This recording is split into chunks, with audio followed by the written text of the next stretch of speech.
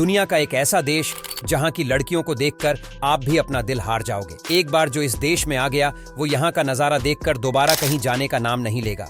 तो दोस्तों चलिए चलते हैं खूबसूरत देश नीदरलैंड के सफर पर। दोस्तों नीदरलैंड यूरोप के उत्तरी छोर में बसा एक विकसित देश है। इस देश का कुल क्षेत्रफल 41,543 वर्ग किलोमीटर है, अर्थात आकार के लिहाज से अगर देखा जाए तो यह हमारे देश के एक छोटे से राज्य हरियाणा के बराबर है। तो इस देश की पूर्वी सीमा में जर्मनी तथा दक्षिणी सीमा बेल्जियम से मिलती है और इसकी उत्तरी और पश्चिमी सीमा में समुद्र लहराता है। इस देश को कुल 50 प्रांतों में बांटा गया है।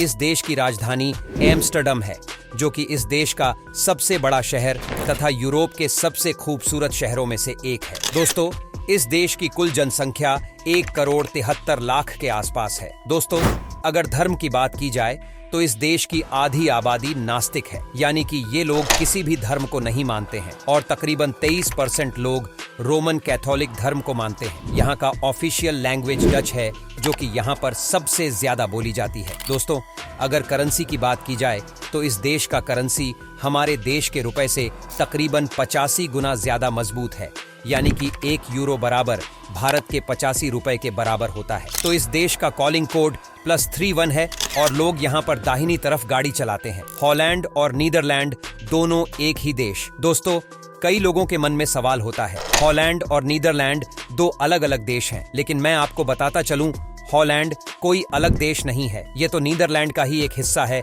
जो कि नीदरलैंड के उत्तरी और पूर्वी हिस्से को कहा जाता है। तो अब आपके मन में डाउट क्लियर हो गया होगा कि हॉलैंड कोई अलग देश नहीं है, बल्कि यह तो नीदरलैंड में ही स्थित है, यूरोप का सबसे निचला देश। जी हाँ दोस्तों, लो कंट्री ऑफ यूरोप। दोस्तों यूरोप के 3 देश बेल्जियम, नीदरलैंड और लग्जमबर्ग को यूरोप का लो कंट्री कहा जाता है। यानी इन देशों का जो लैंड है ना, वो समुद्र तल से काफी नीची है, जिसकी वजह से इसे यूरोप का लो कंट्री कहा जाता है। दोस्तों नीदरलैंड का एक बहुत बड़ा हिस्सा समुद्र तल से तकरीबन 1 मीटर नीचे होने के कारण इसने अपनी समुद्र किनारों में तकरीबन 1495 किलोमीटर लंबा दीवार बनवा रखा है, ताकि समुद्र पानी देश के अंदर न आ पाए। अगर यह दीवार को हटा दिया जाए तो तकरीबन आधा नीदरलैंड पानी में डूब जाएगा। यही वजह है कि नीदरलैंड में नदी, कनाल और झीलें लगभग 400 किलोमीटर तक फैला हुआ है। साथ ही साथ नीदरलैंड के कुछ हिस्से ऐसे भी हैं जहां पर यातायात के लिए सड़क से ज्यादा कनाल का इस्तेमाल किया जाता है। विंड एनर्जी का सही उपयोग तो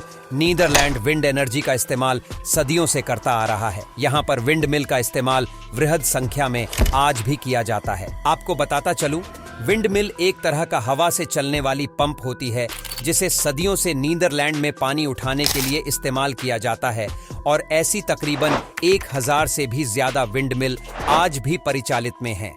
साथ ही यहाँ पर पवन चक्की का भी इस्तेमाल वृहद संख्या में किया जाता है। बड़े बड़े पंखों वाली यह मशीन के द्वारा बिजली बनाया जाता है और आपको जानकर हैरानी होगी कि नीदरलैंड अपनी जरूरत की 5% बिजली विंड एनर्जी से ही उत्पादन करती है और यही वजह है कि यहाँ पर इलेक्ट्रिक ट्रेन भी विंड एनर्जी से ही चलती है। यूरोप का बेहद ही आकर्षक देश। दोस्तों पर्यटन के लिहाज से नीदरलैंड यूरोप का सबसे खूबसूरत देशों में से एक है। दोस्तों इस छोटे से देश को हर साल तकरीबन 2 करोड़ लोग घूमने के लिए आते हैं। दोस्तों यहाँ का मुख्य आकर्षक प्लेस यहाँ की राजधानी एम्स्टर्डम है। दोस्तों नीदरलैंड यूरोप के उत्तरी छोर में स्थित होने के कारण यहाँ का मौसम पल पल बदलता रहता है। यहाँ पर आपको एक ही दिन में तकरीबन 4 तरह का मौसम देखने को मिल सकता है। सुबह के समय रिमझिम बारिश, दोपहर के समय खिलखिलाती धूप, शाम के समय सुहानी हवा और रात के समय कड़ाके की ठंड आपको देखने मिल सकती है। दोस्तों साथ ही इन शहरों की खूबसूरती बढ़ाने के लिए यहाँ के गवर्नमेंट ने पूरे शहर में छोटे छोटे फूलों के बगीचे देखने को आपको मिल जाएंगे, जो कि इस शहर की खूबसूरती में 4 चांद लगा देती है। साथ ही नीदरलैंड के कुछ समुद्री तट विश्व के सबसे खूबसूरत समुद्री तटों में से एक है। दोस्तों नीदरलैंड के ज्यादातर शहर समुद्र के किनारे ही बसे हुए हैं, जैसे कि दी हेग जो कि नीदरलैंड की पुरानी राजधानी थी, रॉटरडैम जो कि यूरोप का सबसे पुराना बंदरगाह है और एम्स्टर्डम जो कि इस देश की राजधानी है। नीदरलैंड द्वारा ऑस्ट्रेलिया एवं न्यूजीलैंड का खोज। दोस्तों जिस तरह भारत का खोज वास्को डिगामा ने, चीन का खोज मार्को पोलो ने तथा अमेरिका का खोज कोलंबस ने किया था। ठीक उसी प्रकार ऑस्ट्रेलिया एवं न्यूजीलैंड का खोज नीदरलैंड के ही एक नागरिक एबल असमान को जाता है, जिसने सन 1642 ईस्वी में एक समुद्री यात्रा के दौरान पहली बार न्यूजीलैंड और ऑस्ट्रेलिया को देखा था। दोस्तों, यही कारण है कि न्यूजीलैंड और ऑस्ट्रेलिया के बीच मौजूद सागर को असमान सागर कहा जाता है। महत्वपूर्ण इलेक्ट्रॉनिक्स उपकरणों का आविष्कार नीदरलैंड की प्रसिद्ध कंपनी फिलिप्स ने ही सन 1967 में ऑडियो टेप, 1972 में वीडियो टेप, 1983 में सीडी और सन 1985 में सीडी रोम का आविष्कार किया था।